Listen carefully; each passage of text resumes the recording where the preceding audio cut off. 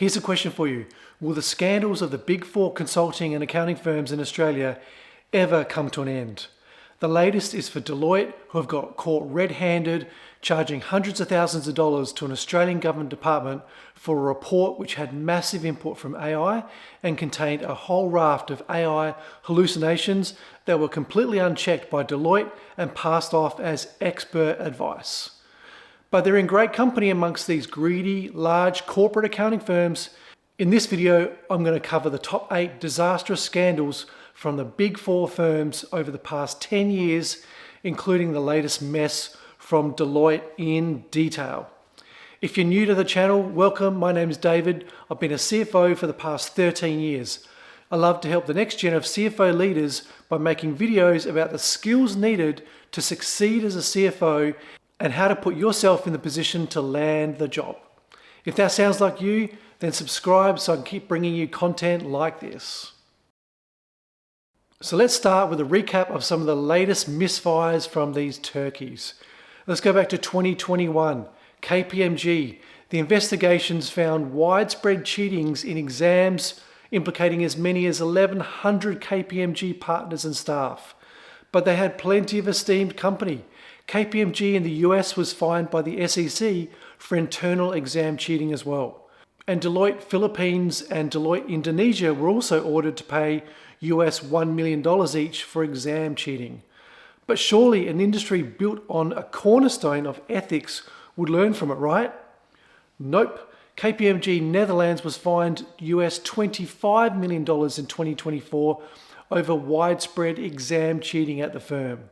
But don't underestimate how big of a scandal it was in Australia for KPMG when they had that scandal busted wide open about internal cheating that was going on to pass their professional exams. The next one is 2022 for EY, and it's a really sad case where a 27-year-old EY employee died at the EY office building in Sydney in a tragic case which also led to claims about office bullying and poor workplace culture. This also led to internal reviews, but also dissatisfaction from many staff who felt that it had not generated any meaningful change from the event. Then in 2023, back to KPMG again, they've been accused by 2 whistleblowers of repeatedly ripping off taxpayers while contracted by the Department of Defence, submitting inflated invoices and billing the federal government for work that hasn't even been done. They claimed there was a cozy relationship, meaning that there was new work awarded with little scrutiny to it. And let's not forget, KPMG charged the Department of Defence a staggering $1.8 billion over the past decade. Also 2023, EY has been outed as being working for the gas giant Santos while also advising New South Wales on gas policy. EY did not tell the New South Wales government it was conducting the work for Santos before it was awarded a contract to inform policy that greenlit a massive gas development in the state. Huge conflict of interest. Same year, EY fires an Australian partner who's accused of promoting tax minimisation schemes. The former partner was accused of receiving more than $700,000 in unauthorised payments from clients. They were also under investigation from the ATO since 2021 about it. Skip forward 2024, PwC now. And this is the case that everyone's heard about. The infamous tax scandal. It unravelled between 2022 and 2024 and related to an event 10 years ago where a former partner leaked confidential information from the Australian government about tax policy, and they leaked it to 53 different PwC partners. And they used it, some of them, to help clients, global companies, restructure and avoid tax obligations. This led to major government inquiries, loss of taxpayer contracts with PwC, and then a whole restructure of their government advisory business, resulting in that whole area being sold off for the grand sum of $1. And the worst was they tried to cover it up multiple times and they completely botched up the PR disaster that it ended up being. Later, it was admitted that 6 to 8 senior partners at PwC had shared the confidential information with clients. The scandal was the downfall of their CEO, and what they showed during the 2-year process of the case was a complete lack of honesty at every turn. And why is it important? because they'd been awarded over $500 million in government contracts in the previous 2 years alone. Now let's move to KPMG 2024, where they're accused of conducting due diligence on the wrong company before the federal government gave nearly $500 million to a controversial company with no track record. KPMG were engaged to provide advice to the Home Affairs Department about a security contractor for work on Manus Island. They were also accused of misleading Parliament about the matter, and ironically, this was all found by EY, who was engaged on a contract from the government to review the procurement of the security contractor. It's a whole disaster. But now let's come back to Deloitte in 2025 and the AI hallucinations that have appeared in a report to government. And if you thought this is a case just of Deloitte getting busted for using AI to pull together some references in a report to the government, let me tell you, it gets much worse. The details of this case are just the tipping point of everything wrong about the cozy relationship between the big four accounting consulting firms, their partners, the government departments, who themselves have often zero integrity nor leadership, and the complete misuse of taxpayer funds behind the scenes of it all. And a reminder, Deloitte has had around $25 million in government contracts in the past 4 years with this one department alone that we're going to be talking about. Now, most people have only just heard of the Deloitte case at the time Deloitte republished their report. But this case was evolving behind the scenes for 6 or so weeks more, where Deloitte did everything in their power to lie about what they'd done, or at least completely obscure and delay the truth from coming out to protect their revenue on these cash cow clients, the government department. So let me fill you in on the backstory here. The Department for Employment and Workplace Relations, who are abbreviated to DEWA, paid Deloitte $440,000 to conduct an independent review of the IT systems used to automate penalties in the welfare system. The report was done early July 2025, but it was only made public around mid-August. Within 1 week of this, the first news reports came out, not in the mainstream media, but more in the select financial press, that 2 studies referenced in the report did not actually exist. The author of those reports even stated they didn't believe their work even supported the findings Deloitte was using them to substantiate. And credit goes to Dr. Christopher Rudge, an academic at Sydney University, for discovering these errors. At the time, further references were quoted as being made up and the works of the true authors hijacked into the Deloitte report, which basically proposed that research was making the findings that it was in fact not actually doing. But when this first broke, what do you think Deloitte did about it? You can probably guess. They issued a statement that they, and I'll quote, "stand by our work and the findings in the report." And they also said, "the content of each article referenced is accurate." Now, by their own admission, by October, these statements were a complete lie. By this time, DEWA, of course, goes to ground and says nothing of substance. Now, if you'd spent $440,000 of your own money on something which used a bunch of unchecked AI slop, wouldn't you be pretty outraged? Apparently not. By a week later, the news was now getting worse. Deloitte tried the stiff arm technique, hoping that this would all go away as being, in accounting terms, immaterial or maybe a rounding error. But no such luck, because researchers dug further into the reports and they found references had another 6 errors that they had found of academic works that did not even exist. And the good Dr. Christopher Rudge was speculating that AI had been used to generate parts of the report. And just think of the irony here.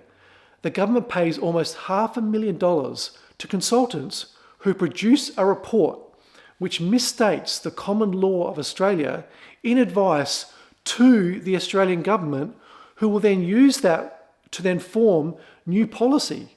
It's just crazy. So by now, the academics are stating the report lacks integrity. Ouch. One of the misquoted academics even said that if a student had produced a paper with these issues, they would report them for integrity concerns. So how did Deloitte react to this? They came out and stated again, quote, "We stand by our work and the findings in the report and that the content of each article referenced was accurate." They only stated that in compiling the footnotes, some titles of references did not match the corresponding sources and that they would be corrected. Even here, the language is really interesting. The titles just not matching. They couldn't even admit what they were doing was wrong. It just didn't match. But behind the scenes, more must have been going on, and someone somewhere must have not been very happy about it. Because in early October, the result of Deloitte and DWA conversations in the background were now very apparent. A new version of the report was uploaded to the department's website on a Friday afternoon before a long weekend, which is a very deliberate strategy to avoid any news media as much as possible, and that was possibly, speculation, negotiated as a condition by Deloitte. And the truth was out. More than 12 deletions of references to non-existent academic reports and numerous other corrections were made. And to appease future contract potential with DWA, Deloitte carried out an internal review in the past month of what went wrong.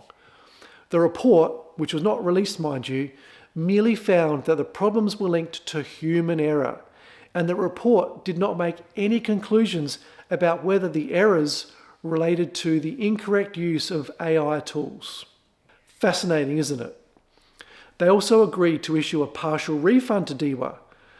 Now, at a guess, it might be 50K, but I would say not more than 100K. But the actual amount was never made public by either Deloitte or DWA.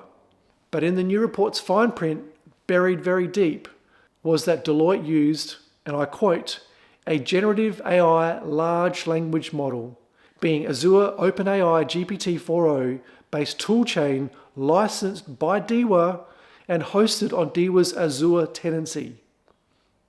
So they admitted to using AI, which they tried to hide in their initial responses until pushed by DWA, no doubt under media attention pressure. And it's fascinating, though, that they referenced the AI model, that it was licensed by DWA.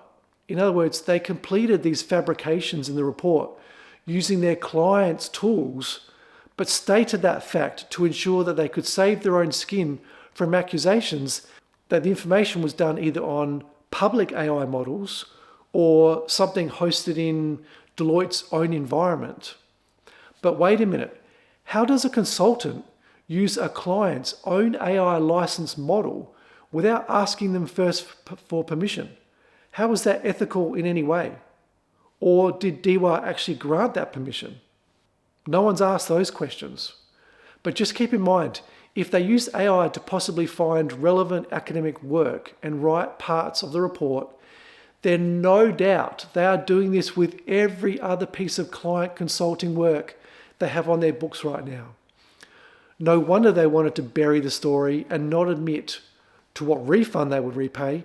Can you imagine how long the line out the door at Deloitte's office building would be for all their other clients wanting refunds too?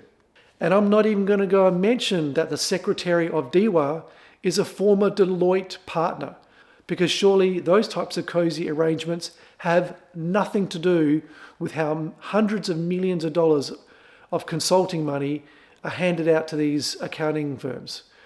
But that's a story for another day. And don't even get me started about what about the other consulting firms? Surely they're all doing this, right? Well, apparently so. Our friends at KPMG in 2023 completed a report for the National Health and Medical Research Council and also had some made-up references to authors' work, causing it to have to be reissued by KPMG.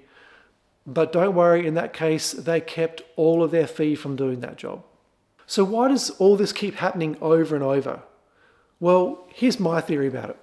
Let's consider first that the average salary of a partner at an Australian Big Four consulting firm is somewhere in the range of possibly around $700,000.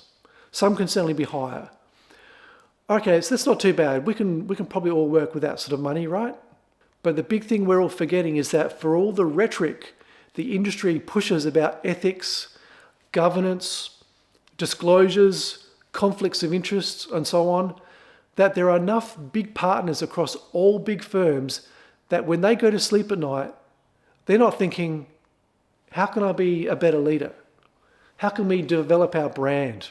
Or even, how can we develop the next generation of our staff?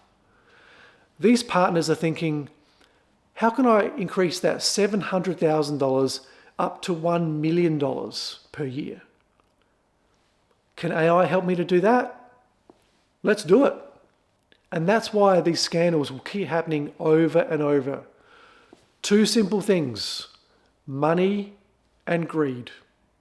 Let me know your thoughts in the comments on how these big consulting firms are doing working with ethics and integrity. Are they getting better or worse? Will they ever learn from past failures? I'd love to hear about it. As I work hard to grow this channel, every little bit helps. So if you can like the video, I'd appreciate it. My mission is helping the next generation of CFOs and finance leaders. So for all you business and finance professionals, I've got tons more content designed just for you, starting with this one right here. Check it out and hit the subscribe button to join me as we delve deep into the world of the Chief Financial Officer. Thanks for watching. Bye for now.